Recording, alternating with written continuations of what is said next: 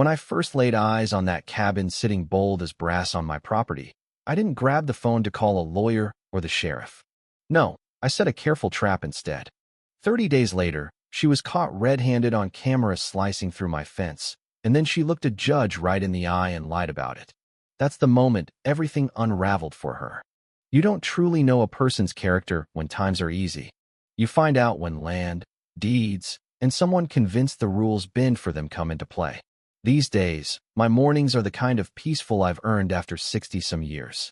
I'd rise before the sun, pour a mug of strong black coffee, and step onto the porch while the air was still crisp and cool. The smell of pine needles and rich soil, the distant rush of the creek. No highway hum, no subdivision chatter, just birds calling and wind whispering through trees that stood long before any of us arrived. I kept a routine my father taught me back when I was a boy. Every day, I'd walk part of my property line. Not out of paranoia, but because he always said land won't defend itself. You have to do that. I'd dealt with minor things over the years. Hikers wandering off trail, teenagers camping without asking. Once a family trying to park their camper by the water. A quiet conversation usually fixed it. Most people back off once they realize they've crossed a line. That's why seeing that cabin stopped me cold. At first, it didn't compute. Just unnatural straight edges breaking the forest's curve. I squinted through the branches. New pine lumber, sharp corners, glass windows catching the dawn light. This was no weekend tent. It was a real structure, planned and paid for, built with the kind of confidence that assumes no one will object. I didn't storm over shouting. Anger clouds judgment. Instead, I pulled out my phone, opened the app with the county parcel maps overlaid on GPS, and double-checked against the original survey papers my dad left me. No question, the cabin was entirely on my side of the line, not grazing it, but planted firm inside my boundaries. This wasn't an honest mistake or sloppy surveying. This was deliberate encroachment, betting I'd complain, negotiate, or just let it slide. Folks like that don't worry about arguments. They worry about paper trails. I snapped photos, wide views to show context, close-ups of the structure, everything automatically time-stamped and location tagged. Then I headed home, coffee cooling in my hand. I wasn't ready to confront yet. I wanted to see how far they'd go when they thought the coast was clear. The cabin itself wasn't the problem. It was the test. I waited a full day before returning, driving the back way and parking out of sight on the upper ridge. From there, it looked even more arrogant, modern lines invading old woods like a statement. Homeowners associations love to build first and justify later. Let something stand long enough, and neighbors start accepting it as permanent. It turns into tradition. I decided right then it wouldn't get that far. I pulled a steel T-post and a roll of bright orange, private property. No trespassing signs from the truck. The cheap but loud kind no one can claim they missed. I didn't hammer one next to the cabin. That would tip my hand. Instead, I followed the worn path coming from the subdivision and planted it at the narrow spot where their access funneled through. One sign, chest high, facing their direction. Legal and unmistakable. I photographed it from every angle, logged the coordinates, and left. If they respected property rights, that sign would end things. If not, I'd have exactly what I needed. Deep down, I knew the answer. People who build illegally don't retreat from a warning, they double down. The sign lasted exactly one night. The next morning, while coffee brewed, my phone pinged. A motion alert from one of the trail cameras I'd set years ago for wildlife. I sat down, took a sip, then opened the video. Headlights slicing through darkness. A late-model SUV pulls up at the path. Doors open, muffled voices. A flashlight beam sweeps and locks on my sign. A woman steps forward, neat blonde bob, pressed jacket, clipboard clutched like a weapon. She reads the words, shakes her head with a thin smile that never touches her eyes, mutters something sarcastic, points down the trail toward the cabin. One of the men gestures like he's ready to rip the post out immediately. She raises a hand. Hold on, not yet. That was my introduction to Elaine Harper, president of the Ridgewood Estates Homeowners Association. By 10 o'clock, she was at my front gate. Engine shuts off, door closes with extra force. She's striding up the drive flanked by three others in embroidered HOA polos.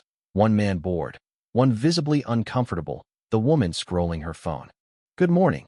she announces before I say a word. I'm Elaine Harper, HOA president. Delivered like it carries weight. She peers past me toward the tree line. We saw a sign posted along the community trail this morning. It's creating unnecessary confusion. That area has been enjoyed by residents for years. It's my property, I reply, even-toned. Her smile stiffens. Historically, it's functioned as open space. Our board approved a small community gathering cabin. When exactly did the board vote on construction? I ask. She glances at her clipboard. It was discussed at length. I was given authority to move forward. Discussion isn't a vote. Listen, she says, voice dropping to that fake conciliatory tone. You've only recently moved back full-time. No reason to start on the wrong foot. We prefer cooperation. I do too. She nods, taking that as agreement. Good. Then you'll remove the sign. It's misleading residents. The sign stays. You can't unilaterally restrict access. I can. It's private land. You're manufacturing conflict where none exists, she snaps. No, I say. I'm documenting one that's already here. Her eyes flash. She turns slightly, shielding her mouth from me, and hisses to her group. Handle it. The uncomfortable man hesitates. She shoots him a look sharp enough to cut wire. They pile back into the SUV and leave. I stand on the porch until the dust settles. I don't check cameras immediately. I already know what they'll show. Elaine just ordered destruction of private property on record. They return that afternoon, daylight bold. No attempt at stealth. Alert pings while I'm in the shop. I finish the task at hand before watching. Same SUV, 2 men this time. One I recognize, the hesitator from the porch. He scans the trees nervously. The other marches straight to the post with bolt cutters from the back. Snip, the wire breaks. Sign drops. The aggressive one kicks it aside, then rams his boot into the post repeatedly until it bends like a snapped bone. Short, smug laugh. They toss the sign into brush, kick dirt over the base, and drive off like it's Tuesday chores. I watch the clip multiple times, zooming on faces, actions, timestamps. Crystal clear vandalism after warning. I don't rush to replace anything. Escalation isn't always louder. Sometimes it's patient.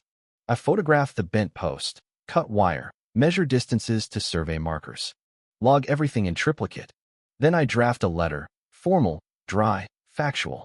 Addressed individually to every board member, sent certified with return receipt, plus email copies. Listed incidents, attached stills, referenced video.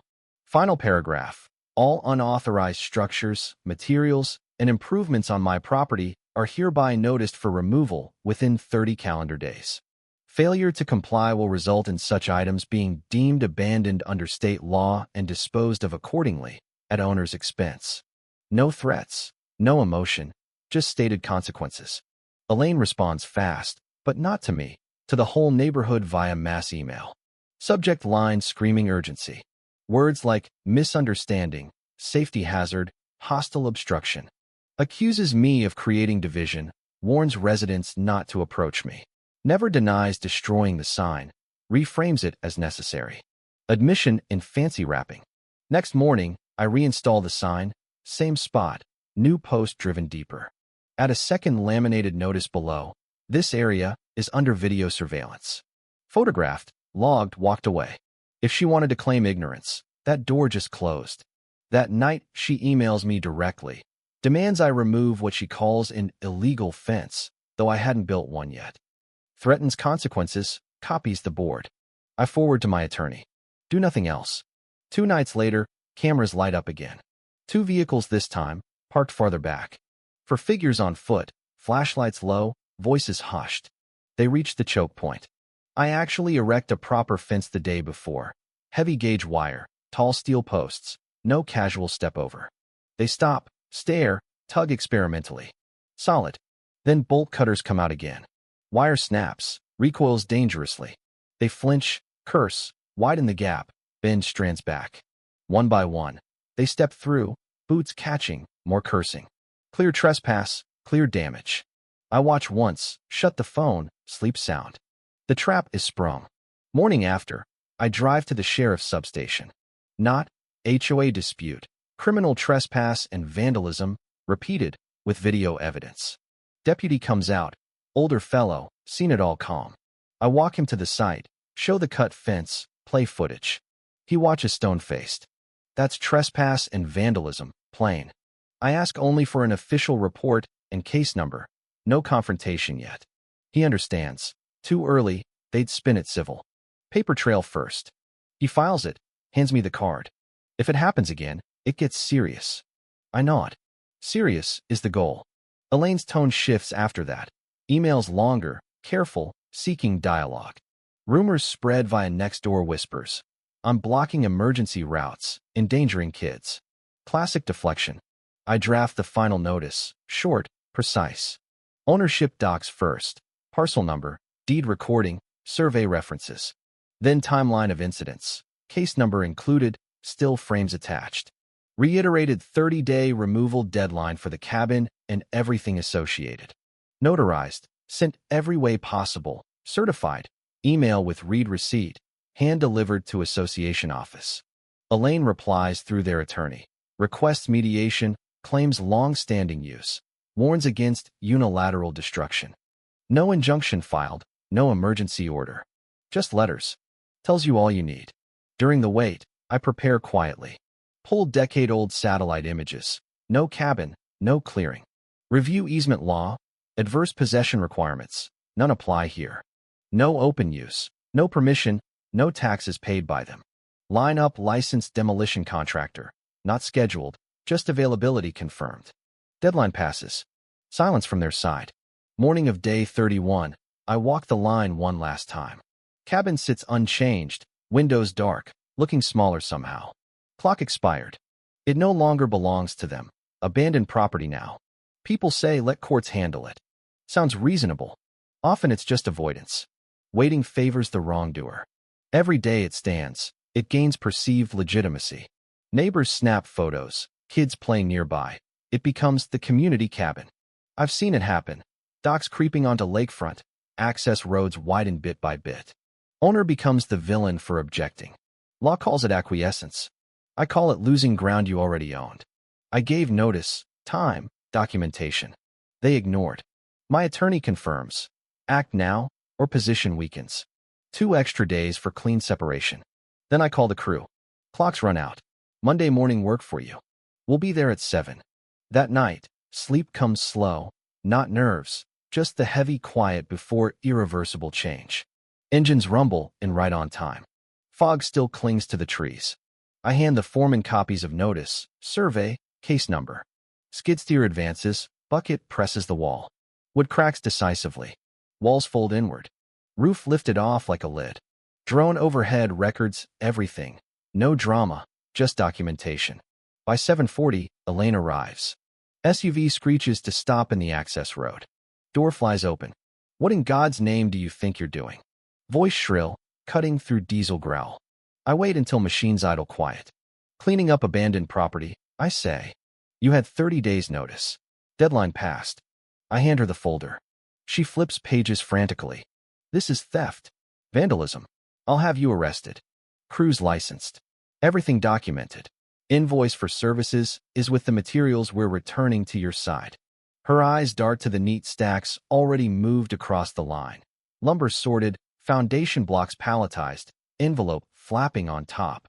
Bill for demolition and cleanup. You expect us to pay?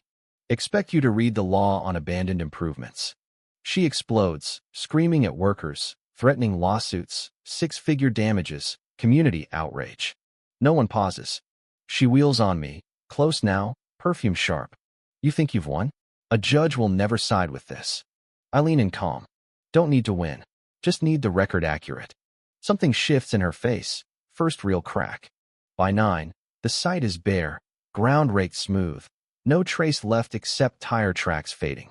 Elaine stands alone as trucks leave, still recording on her phone, voice hoarse. You'll regret this, she mutters. I walk away without reply.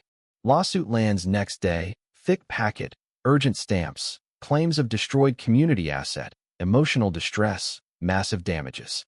Attached pretty photos of the cabin decorated for holidays, smiling neighbors. No dates, no proof of ownership. Their map shades my land as recreation zone. No official seals, looks homemade. I forward everything to counsel. She laughs. This is desperate. Elaine goes public. HOA social media ablaze. Posts about heartless destruction of beloved gathering spot. Risks to seniors. Outsider. Ruining neighborhood. She tags local news. Mistake. Reporter calls for comment. I agree. On camera, at the site. I lay out documents neatly. Deed, surveys, timeline, fence footage stills. Explain calmly. Unauthorized build, notice given, deadline ignored, lawful removal. Reporter asks about their traditional use claim. I hand over their posted map. Ask them for the official source. Story airs that evening. Elaine storms the live remote. Bursts into frame, yelling lies about decades of use. Cameraman keeps rolling. I hold up laminated deed with county seal. Clip goes viral locally, for all the wrong reasons for her. Cease and desist follows fast, defamation demand. Then anonymous email arrives. Not everyone supports her. No vote taken. She forced it through. Attachments if useful. Forwarded to attorney. Attachments come. Internal emails, layout drafts, marginal note. Build quick before the owner notices. Intent proven. I visit the uneasy man from the first confrontation, the one who hesitated. No recorder, no lawyer, just coffee at his kitchen table. Slides across the build quick printout. I'm not asking you to like me. I say, I'm asking if you plan to go down with her. He stares long, then talks. No formal vote. She promised it would get handled, like always. Delay, exhaust, outlast. Court date approaches. Elaine testifies first. Polished, confident, claims shock at sudden destruction. No prior warnings or barriers. My attorney. Your Honor, Exhibit 14. Big screen lights up. Night vision. Full audio. Elaine on camera, pointing at my sign. Cut it down now. Man hesitates. She snaps. I said now. Wire snaps. Courtroom silent. Judge removes glasses slowly. Ms. Harper, you just testified under oath there were no signs. Her lawyer squirms. Next witness, the uneasy man. He tells it all. No vote. Her orders throughout. Judge's ruling is quiet thunder. Cabin unauthorized. My removal lawful. Counterclaim granted in full. Then the hammer. Matter referred to prosecutor for possible perjury, trespass, document falsification. Gavel falls once. Final. Outside, cameras swarm. I say only. Relieve the record is finally straight. Elaine pushes past without a word, color drained. Within days, her name vanishes from HOA leadership page. Resignation cited, personal reasons. Audit announced. Board members quietly stepped down. Lawsuit dismissed. One early morning soon after, I walked the clearing with coffee and the dogs. Earth healed over already, grass sprouting, leaves drifting. No emptiness, just return to what always was. I carve one small wooden sign and stake it gently. Private land. No association authority here. Real wins aren't fireworks. There's silence settling back where it belongs. Land doesn't need defending every day, only when someone forgets whose it is. What about you? Have you ever faced overreach like this, from an HOA, a neighbor, or anywhere else? Where do you draw the line between standing firm and things turning ugly? Would you have handled it my way, or called lawyers sooner? Drop your thoughts below. I read every comment. Let's talk about property rights, justice, and when enough is truly enough. Your stories matter.